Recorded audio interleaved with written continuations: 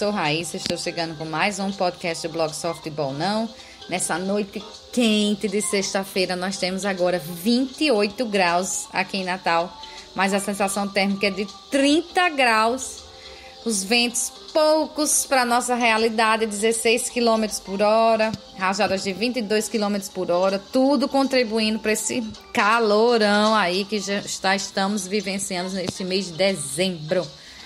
Bom, chegando então com esse tema de repensar o modelo, porque obviamente o pensamento não é exclusivo meu. Li algumas reportagens nessa semana, inclusive uma delas um artigo na revista Time, a revista americana, a famosa revista americana semanal Time, falando na minha interpretação, né, uma espécie de crise existencial. Mais uma, né, que o capitalismo vem atravessando no mundo. A revista abordava especialmente os Estados Unidos e o Chile, né, que eram grandes baluartes do modelo capitalista, e me chamou a atenção principalmente assim, a análise feita em relação à economia americana. Não é de hoje, né, que a gente vem notando uma certa inclinação para a esquerda do movimento político, digamos assim, dos Estados Unidos. Uma coisa até assustadora para um país que sempre amou tanto, né, o capitalismo, mas se vê realmente propostas avançando justamente nesse momento dessa crise existencial. Para se ter uma ideia, eu já comentei a respeito disso. Agora não vou me lembrar exatamente onde li a reportagem, porque já faz mais de um ano que li a respeito disso. Nós vivemos lá nos Estados Unidos nessa fase agora com Trump, uma fase de pleno emprego. E o que sempre se estudou em economia, pelo menos, aqui vai a opinião de alguém com parcos conhecimentos econômicos, se não é a minha área, não sou formada em economia, mas a gente chega a estudar alguma coisa na faculdade de Direito e claramente acompanha também o noticiário a respeito. Envolve dinheiro, envolve a vida da gente, não tem como fugir, mas uma fase de pleno emprego normalmente ela envolve você ter mais empregos do que gente procurando emprego. Então a situação, quando um país entra nessa situação, normalmente os salários sobem e é muito difícil você arrancar uma pessoa de um determinado emprego para outro, né? A não ser que você ofereça um salário ainda maior. Mas hoje a situação dos Estados Unidos, apesar do pleno emprego, é de queda de renda. A gente vive uma situação, então, que desafia o entendimento de economia, porque está todo mundo empregado, mas está todo mundo cada vez mais com a renda em queda. E, como eu disse nessa reportagem, já comentei em outros podcasts por aqui,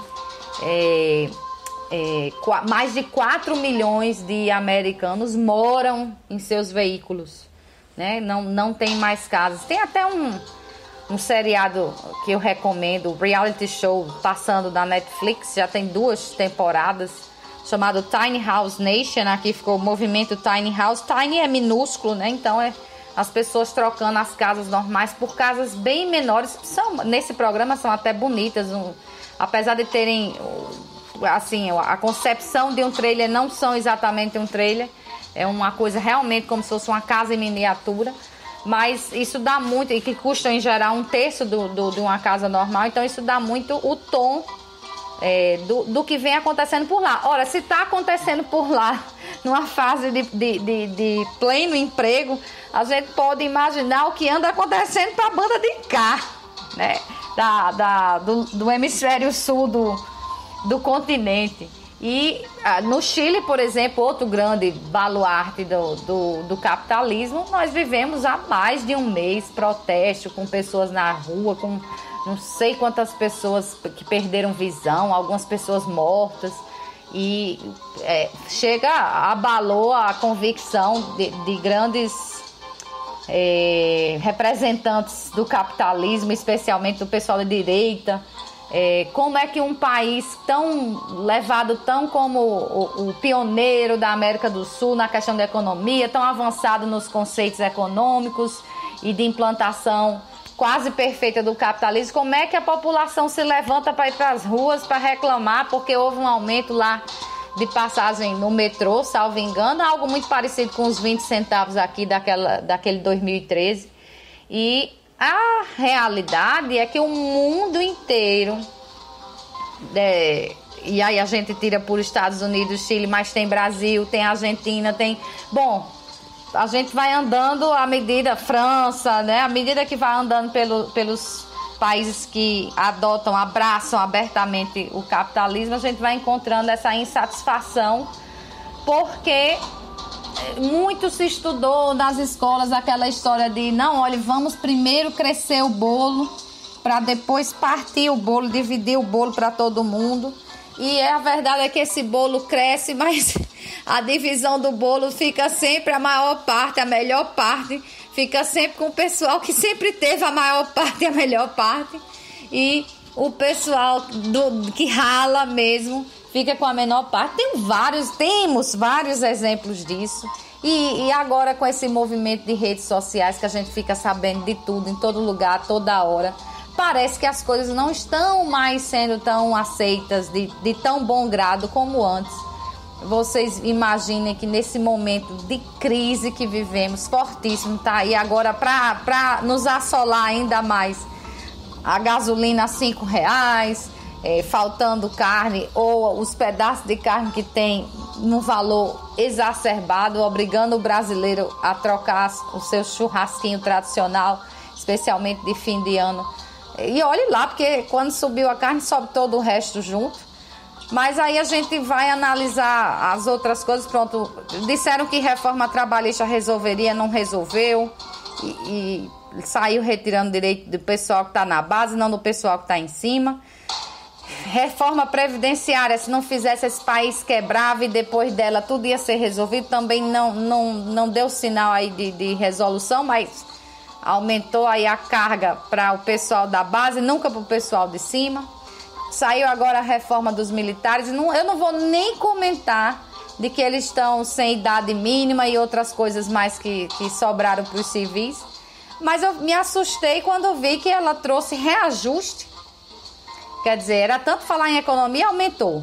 Tudo bem, merece. Não vou dizer que não tem, todo trabalhador merece seu reajuste. Mas trouxe um reajuste, só que o pessoal lá da base, da hierarquia das carreiras nas forças militares, ficaram só com 15% de reajuste. 73% foi o que os generais receberam. Tem alguma coisa errada nesse país. Aí você avança um pouco mais nas notícias e encontra lá o TCU liberando lagosta para quando o STF receber pelo menos 2 altas autoridades.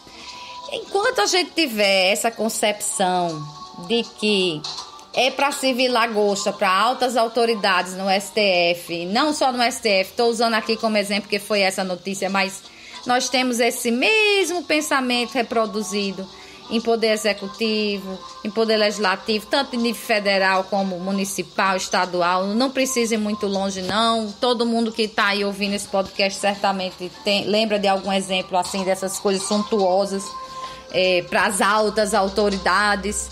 Como é que a gente pode estar discutindo isso enquanto a gente tem notícias na mesma semana, por exemplo, de uma mãe que cria 3 filhos autistas em Pernambuco com R$212 de um Bolsa Família? Ou de uma reportagem da Globo News que mostrou 5 pessoas numa família vivendo com R$198 também de um Bolsa Família. Tem alguma coisa fora da ordem, né? E é essa coisa fora da ordem que começa a incomodar mais fortemente, né? E à medida que a gente tem agora um governo que representa muito, falando especificamente de Brasil e Estados Unidos, muito esses pensamentos de volta ao passado, de que não é para incluir minoria. Aliás, quando a gente fala de minoria, eu fico até com o pé atrás, porque eu não sei se realmente mulher é minoria, se negro é minoria nesse país. Gays eu tenho minhas dúvidas, mas também não é tão minoria como se imagina. E principalmente pobre. Pobre é que não é minoria mesmo nesse país, né? Então, para fazer essas inclusões, e é um discurso tão contra isso que, na verdade, exacerba a visão de que precisamos sim incluir. E o capitalismo, então, vive essa crise porque, minha gente, quem consome são essas minorias maiorias, né? É o pobre, é o gay, é a mulher, é o negro, é o homem branco, quem seja. Se você tem uma classe pobre que não tem condição de consumir, não vai ser a classe rica que vai sustentar.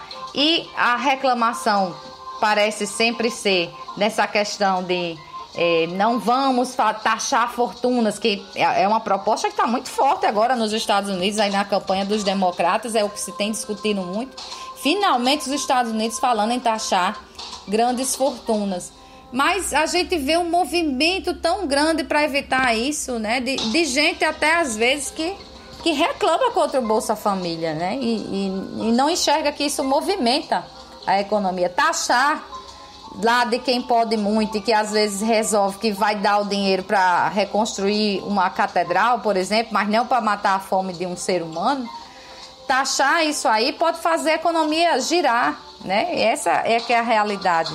Mas, bom, esses meus pensamentos aqui, como eu sempre digo, são mais para provocar discussão, para que a gente perceba o que está se passando ao redor. Hoje a gente tem realmente essa crise existencial.